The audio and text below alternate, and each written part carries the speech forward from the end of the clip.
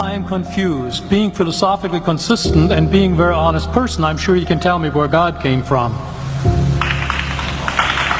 And in addition, once you've told me where God comes from, please try to clarify how you can figure that a spiritual force can have an impact on a material universe to create it.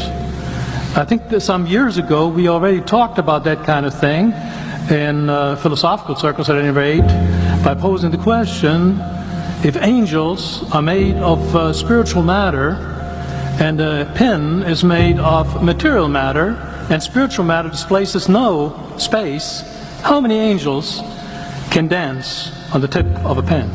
Please do, go ahead. You got 5 minutes. Now, I just want to know which question. That's all right, you may take the rest of the minute. We're supposed to do one question at a time. Which one would you like?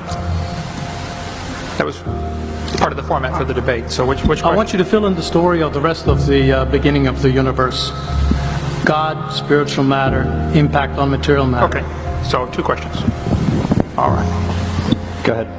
All right, your question, where did God come from, assumes that you're thinking of the wrong, obviously it displays that you're thinking of the wrong God, because the God of the Bible is not affected by time, space, or matter. If he's affected by time, space, or matter, he's not God. Time, space, and matter is what we call a continuum. All of them have to come into existence at the same instant, because if there were matter but no space, where would you put it? If there were matter and space but no time, when would you put it?